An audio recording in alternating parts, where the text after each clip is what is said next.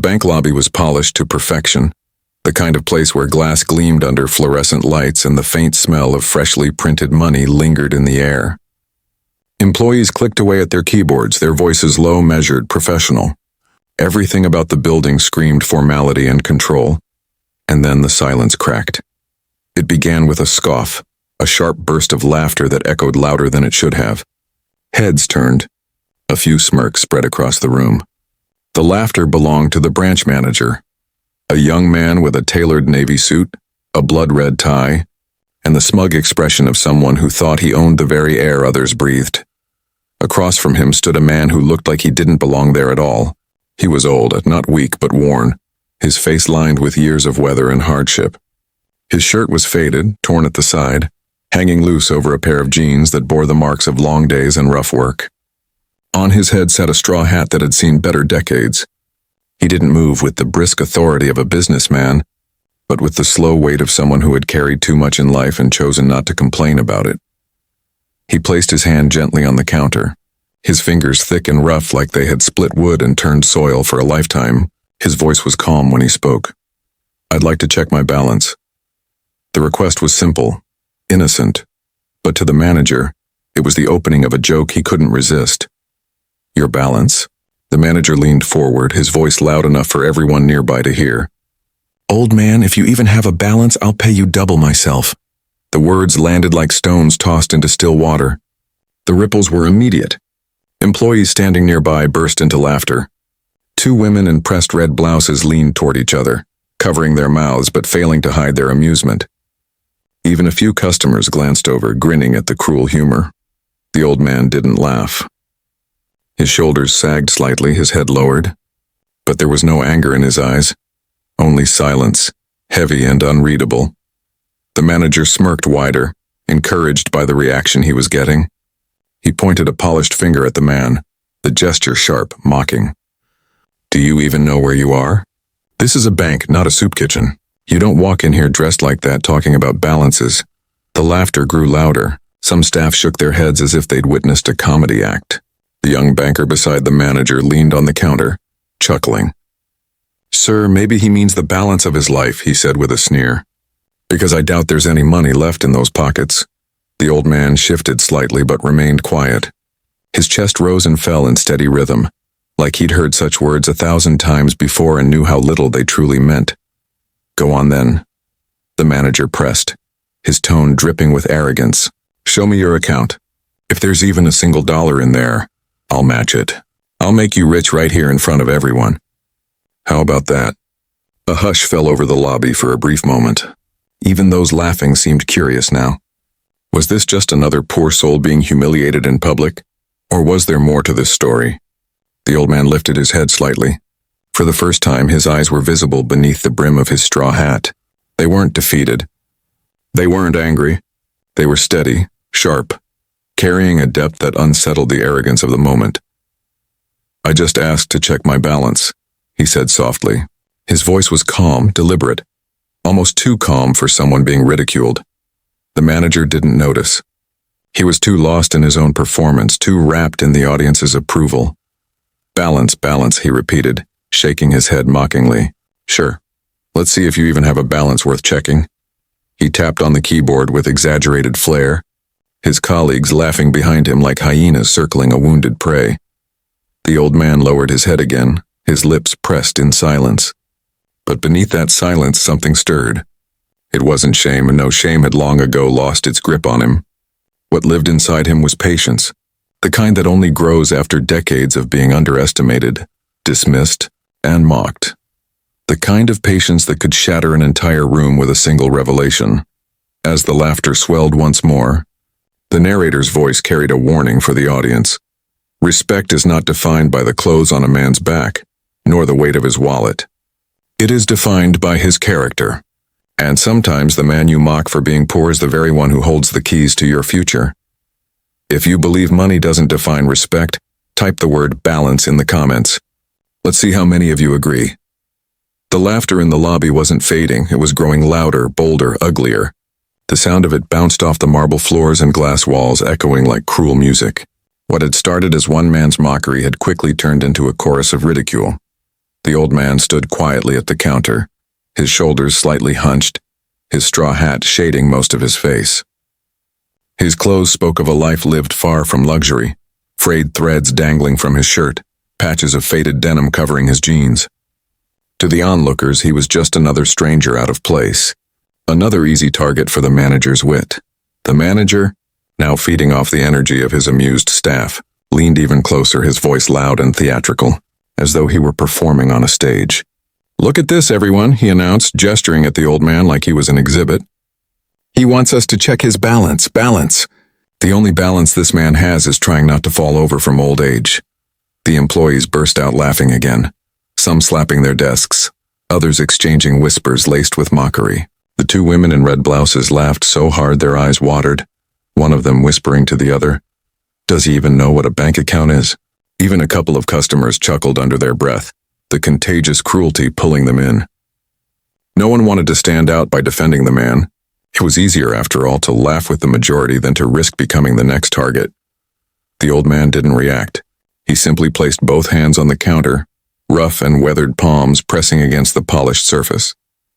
His head dipped lower, as though the weight of years sat heavier with every laugh. The manager tapped the counter with a perfectly manicured finger, shaking his head. "You know what, old man? If you have a balance, I'll double it. Right here. In cash." His grin widened. "What do you say to that?" The old man's lips parted slightly, but no words came. He only drew in a slow breath, his chest rising and falling in measured rhythm. The manager smirked, taking the silence as weakness. Nothing to say." "Thought so. You probably don't even remember the last time you saw money in your account. Maybe back when black and white televisions were still popular." The employees laughed harder. One of them, a young banker with slicked back hair, added, "Or maybe when coins were still made of silver." The humiliation was no longer private.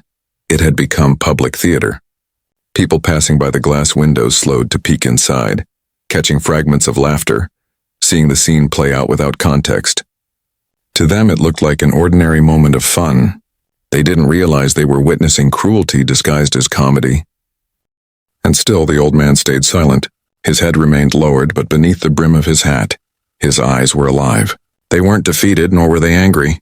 They were calculating, patient, storing every word, every laugh, every sneer for the moment when silence would no longer be his weapon. "Come on," the manager pressed, his voice now sharp with the thrill of dominance. "Let me check your account. I'll prove to everyone here that you've been wasting our time. And when your balance shows nothing, maybe you'll learn your place." The old man finally lifted his head just enough to speak, his voice calm and steady. "I know my place." The words were quiet, almost too quiet for the crowd to hear. But the manager caught them and his smirk deepened. "Do you? Because from where I'm standing, your place is out there." He gestured toward the door. "Not in here, wasting the time of hard-working bankers." The old man didn't respond. He simply held the manager's gaze for the briefest moment before lowering his head again. The silence unsettled some. A few employees shifted uncomfortably, as though realizing the mockery had gone too far. But the manager wasn't finished. He thrived on dominance, on the image of power, and he wasn't about to let this opportunity slip. "Tell you what," he said loudly, ensuring everyone could hear, "I'll make you a promise. If you have more than $50 in your account, I'll give you 50 more, out of my own pocket. But if you don't," his voice dropped, his tone sharp, "you walk out of here and stop wasting our time." The laughter resumed, but it was different now, forced, uneasy. The crowd sensed something off. The old man's calm silence had begun to shift the energy in the room. His composure in the face of ridicule was unsettling. It was the kind of composure no ordinary beggar carried. The manager, blinded by arrogance, didn't notice. The old man straightened his posture slightly, the shadow of his hat still covering his face. "Balance is a funny thing," he said quietly, his voice carrying a weight that made even the laughter falter for a moment. "What was that?" The manager mocked, leaning closer. The old man didn't repeat himself. Instead, he let the silence stretch, his words lingering in the air like a riddle no one could answer. The employees exchanged glances. A customer who had been smirking earlier now frowned, studying the old man more carefully. There was something in his presence, something in his voice that didn't match his appearance, But the manager, still blind to the shifting tide, slammed his hand on the counter. "Check his account," he ordered one of the tellers. "Let's get this over with. Let's prove once and for all that this man has nothing." The teller hesitated, her hands hovering over the keyboard. She looked at the old man, then back at the manager. Something in her eyes betrayed discomfort, but she obeyed. The keys clacked loudly in the silence, every keystroke pulling the room tighter with suspense. And the old man? He simply stood there, still and patient, as though he already knew what the screen would reveal, and that it would change everything. The teller's fingers hovered over the keyboard, ready to type. The crowd leaned in, expecting numbers so low they'd laugh even harder.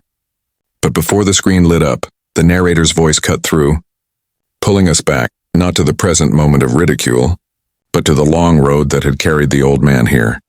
Because men like him aren't built in a day. They are forged in fire. He hadn't always been the old man in the straw hat. Decades earlier, he was a barefoot boy in a rural town where opportunity was as rare as clean water. His family's home was made of wood planks so thin the winter wind slid through them like knives. Meals were not guaranteed. Sometimes it was bread stretched thin, sometimes nothing but water flavored with salt. His father worked himself to the bone on farms he didn't own, while his mother stitched clothes by candlelight, her hands raw from needles. They taught him something schools never did. Character survives where wealth cannot. He remembered nights lying awake on a straw mat, staring at the cracked ceiling, listening to his parents whisper about debts they couldn't pay. He made a silent vow. He would never let poverty own him the way it owned them. But poverty is not just hunger. Poverty is humiliation.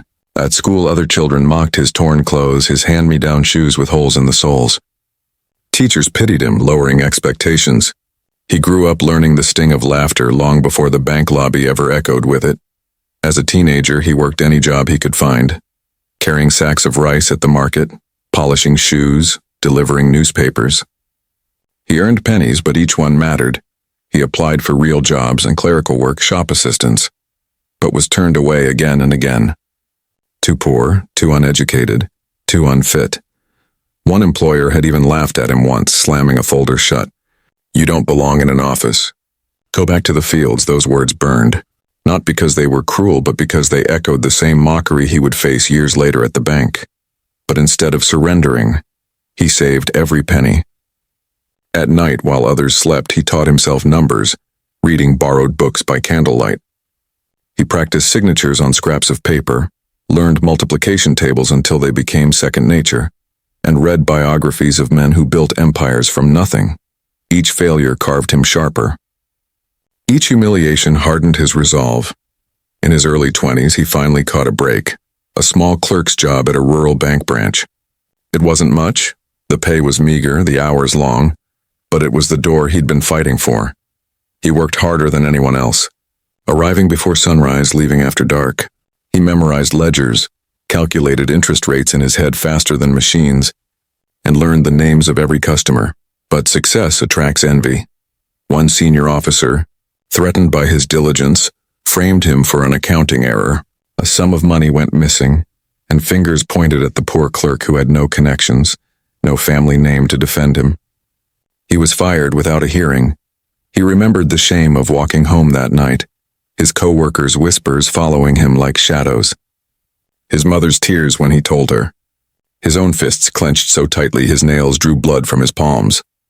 But where others would have broken, he hardened. "They can take my job," he whispered to himself, "but they cannot take my will." For years he drifted between small jobs, bookkeeping for local traders, balancing ledgers for shopkeepers. Slowly, painfully, he built a reputation. People learned he was honest, relentless, and sharp with numbers. By his 30s, he had saved enough to start something small of his own, a lending cooperative. At first, it was just him and a notebook, offering small loans to farmers who banks refused to touch. His terms were fair, his trust earned. Word spread. The cooperative grew. By his 40s, the cooperative became a regional bank. By his 50s, that bank had merged with others. By his 60s, he had built an empire, not of palaces and luxuries, but of institutions that served the poor, the forgotten, the very people who once reminded him of himself. He didn't wear gold watches or drive flashy cars. Instead, He wore the same humility he had carried since boyhood. He kept his old straw hat as a reminder of where he came from, and often dressed simply to never lose touch with the ground he walked on. To the world, he was the CEO of one of the country's most powerful banks. But to himself, he was still that barefoot boy, still that humiliated clerk, still the man who knew the sting of laughter. And now, here he stood, decades later, in a lobby of his own bank, mocked once more. The difference? This time the joke wasn't on him. The teller's fingers hovered nervously above the keyboard. She glanced at the old man, something in her gut telling her this wasn't just another customer. There was weight in his silence, gravity in his patience. The employees laughed again, though some had begun to hesitate. The customers waited, sensing the tension. The manager leaned back in his chair, smug, confident, convinced he had cornered an old beggar into humiliation. He had no idea the very man he mocked had signed his paychecks, approved his promotions, and could end his career with a single word. The storm was about to break. The teller's fingers hovered above the keyboard, frozen between duty and fear. Around her, the laughter had dulled. What had begun as a game now felt strangely heavy, like the room itself was waiting for something. The manager leaned back in his chair, smirking as though the outcome was already written. "Go ahead," he ordered. "Type it in. Let's see how much fortune this man of straw carries." The teller swallowed. Her palms were damp.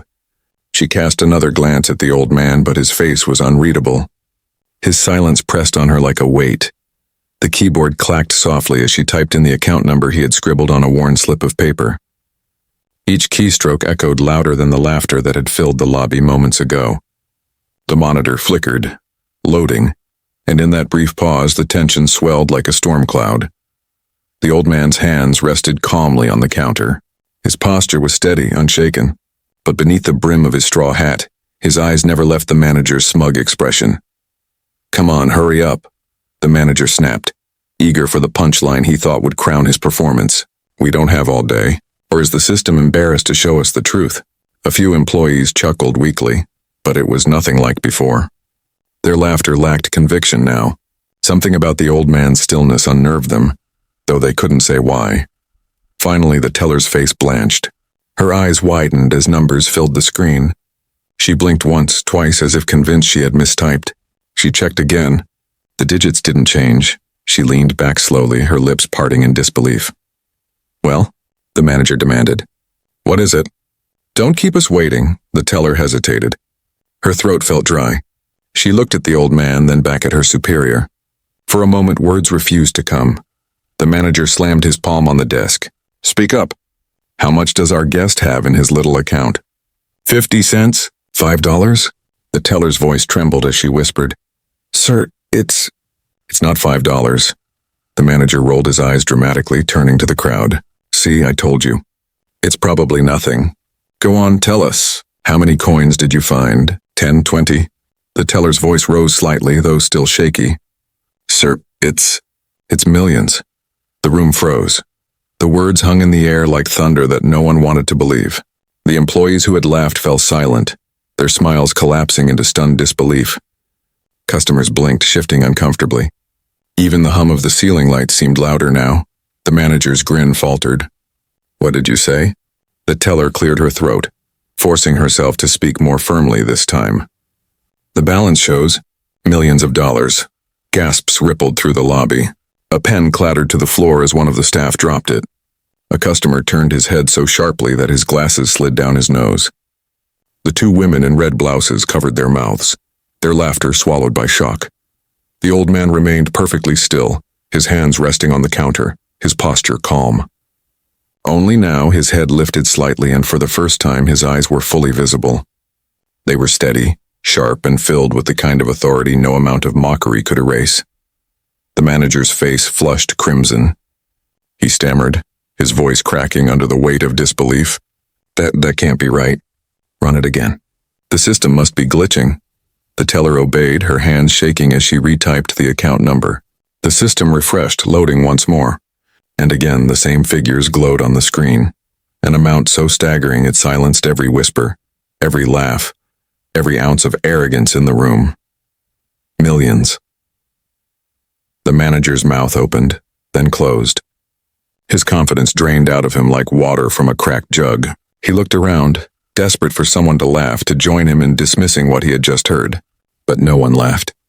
No one dared. The old man finally spoke, his voice calm, deliberate, cutting through the silence like a blade. "You said if I had balance, you'd pay double." The words struck harder than any shout could have. They were quiet, steady, but dripping with irony. The manager swallowed hard. I didn't. I was only—" The old man lifted a hand, silencing him with nothing more than the gesture of authority. "Respect is not a game. You thought mocking me made you powerful, but power built on humiliation is weakness, not strength." The crowd shifted uneasily, their eyes darting between the two men. Employees who had laughed now lowered their heads, ashamed. Customers stood frozen, unsure whether to leave or stay. The old man's gaze sharpened, his words slow and deliberate. "Tell me, if you cannot respect a man you think is poor, how can you be trusted to serve anyone at all?" The question wasn't directed only at the manager. It was directed at the entire room. It pierced deeper than accusation. It was truth, undeniable and heavy. The silence that followed was suffocating. Comment the word respect if you believe dignity should come before money. The silence in the lobby was so heavy that even the faint ticking of the wall clock seemed loud. The laughter that had once echoed across the marble floors was gone, swallowed by the weight of disbelief. The teller's screen still glowed with impossible numbers. Millions. Verified. Undeniable. The manager's lips trembled as he tried to form words, but they tangled in his throat. This must be a mistake," he whispered. His voice no longer carried arrogance. It carried fear. How could you?" The old man finally straightened, his back no longer bent by age, his presence filling the room with quiet authority. His straw hat cast a shadow across his face, but his eyes gleamed like steel. "You thought I was less," he said evenly, his voice carrying to every corner of the room. "You measured me by my clothes, my silence, the lines on my face. But respect isn't measured in fabric or years. It is measured in how you treat those who cannot fight back." The words stung, not only the manager but every employee who had laughed. The two women in red blouses looked at the floor, their cheeks burning with shame. The young banker who had joked about silver coins swallowed hard, his smirk erased. The manager stepped back, his knees threatening to buckle. "Sir, I didn't know. I wasn't." The old man raised a hand, silencing him. "You didn't know because you didn't care to know. You looked at me and decided I was beneath you. That is the measure of your character." A ripple of unease spread through the lobby. Customers shifted uncomfortably as though the old man's words had reached beyond the manager and struck at something in themselves. How many times had they too judged a stranger by appearance? The manager's voice cracked. "Please forgive me. It was only a joke. I didn't mean—" The old man's eyes narrowed. "Humiliation is never a joke. Mockery is never harmless. Every word you spoke was a choice, and every choice reveals who you are." He leaned slightly forward, his voice sharp, cutting. "You are a manager. That means people look to you for guidance, for leadership, but you chose cruelty. If you treat one man this way, how many others have you dismissed? How many have you shamed when no one was watching?" The manager's face drained of color. His hands fumbled at his tie as though it were choking him. He looked at the employees, desperate for someone to defend him, but none met his eyes. The same colleagues who had laughed now stood in silence, unwilling to share his shame. The old man turned to the staff. "You laughed with him. You thought it was safe because he led the way. But when you laugh at cruelty, you become its accomplice," one of the women whispered, almost too soft to hear. "I'm sorry." The old man's gaze softened for the briefest moment. Then he turned back to the trembling manager. "You promised," he reminded him, voice calm yet merciless. "If I had balance, you would pay double." The manager stuttered, panic rushing across his face. "Sir, please." "I didn't mean it." The old man cut him off. "A man is only as good as his word. You chose your words freely, and now they bind you." The weight of the statement pressed into the room. The irony was complete. The man who mocked another's balance had lost his own. Balance of dignity, balance of authority, balance of respect. The manager sank into his chair, his head dropping into his hands. His arrogance had evaporated, replaced by the cold taste of humiliation. And still the old man did not raise his voice. He did not boast. He did not gloat. His power was not in shouting, but in restraint. He spoke once more, his voice quieter now, but each word carved into the hearts of everyone listening. You thought today would end with my shame. Instead, it ends with yours. The employees shifted, guilt written across their faces. Customers lowered their eyes, embarrassed to have found amusement in cruelty. The lobby, once filled with laughter, now carried only silence and regret. The old man placed both hands on the counter, steady and calm. Humility costs nothing, yet it is more valuable than all the money in this building. He stepped back, his presence still commanding, his silence louder than the manager's begging could ever be. The tables had turned, and everyone in that room knew it. The lobby of the bank was a cathedral of silence. No one dared to move, no one dared to breathe too loudly. The same walls that had echoed with cruel laughter moments ago now held the weight of shame. The manager slumped in his chair. His once proud posture crumbled into defeat. His tie hung crooked, his forehead damp with sweat. His voice had lost all power, reduced now to trembling whispers. Please, forgive me, he muttered. I didn't know who you were. The old man's gaze sharpened at those words. He straightened, his hands resting firmly on the counter. His voice rose, steady and unyielding. You didn't need to know who I was. That is the point. The words struck like a hammer against stone. The employees lowered their eyes further, realizing the truth in them. Respect should never depend on a title. Dignity should never be measured by a balance sheet. The old man continued, his tone neither angry nor boastful, but weighted with authority. If you had believed I was poor, you would have dismissed me. You would have humiliated me without thought. But when you discovered wealth, you begged forgiveness. That is not respect. That is greed. The teller who had revealed the balance bit her lip. Shame etched across her young face. She knew she had laughed too. She knew she had chosen the easier side in that cruel moment. The old man looked around the lobby, his eyes moving slowly from one face to another. Every person here has learned something today, and yet what is learned in silence must be spoken aloud, or it will be forgotten. He turned his gaze back to the manager. Tell me, in front of everyone, what did you learn? The manager's lips quivered. His eyes darted nervously, searching for an escape that didn't exist. Finally, his voice cracked. I learned that respect should not depend on money. The old man leaned forward slightly, his eyes locked on the broken figure before him. Say it louder.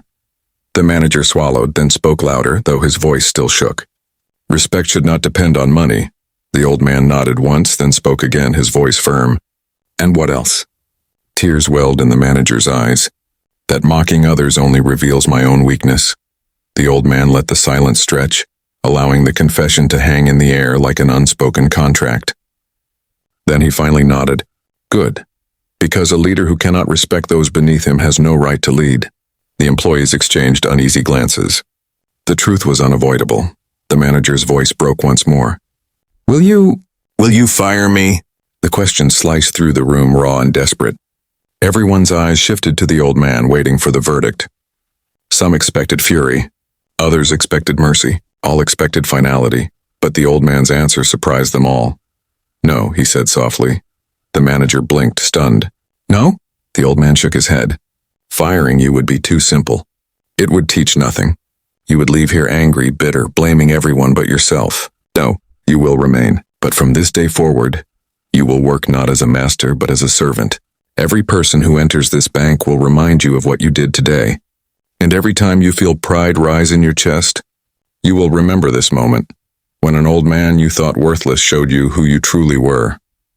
The weight of the words fell heavier than dismissal ever could. The punishment wasn't the loss of position. It was the loss of illusion. The mirror had been held up, and the reflection would haunt him for the rest of his career. The old man stepped back, his voice now calm, almost gentle. Humility is not weakness. It is strength. A man who kneels to mockery is weak, but a man who kneels to serve, he is strong. The lobby remained still, every face absorbing the lesson. The employees who had once laughed now stood humbled. The customers who had smirked at cruelty now shifted uncomfortably, realizing their own silence had made them complicit. The old man adjusted his straw hat, his calm dignity filling the space like a tide reclaiming the shore. He turned his back on the manager, not in disdain but in finality. The lesson had been delivered. The manager sank further into his chair, his head bowed. He was not dismissed, but he was stripped of arrogance. And in that moment he knew his punishment was heavier than firing. He would have to live every day with the memory of his collapse, and the lesson carved into his pride. The old man took a single step toward the exit. The lobby's silence followed him like a shadow. Justice had been served. Not with anger, not with vengeance, but with something far sharper, truth. The lobby was still. No laughter, no whispers, only the heavy weight of realization pressing on every soul present. The old man, hat tilted low, turned slowly from the counter. His footsteps echoed against the marble floor, each one measured, steady, purposeful. He had no need to raise his voice, no need to demand attention. The silence itself bent toward him. The employees who had laughed minutes ago stood rooted in shame. Their once proud posture slumped. The customers who had smirked nervously now avoided his gaze, their hearts pricked by guilt. And the manager, the once arrogant figure in a sharp navy suit, sat collapsed in his chair, the color drained from his face. The old man stopped in the center of the lobby and turned back. For the first time he spoke not just to the manager, not just to the employees, but to everyone. "You thought this was about money," he said softly, his voice low yet commanding. "But money is only paper. Balance is not what rests in a bank account. Balance is what rests in a man's heart." The words spread like fire, consuming every corner of the hall.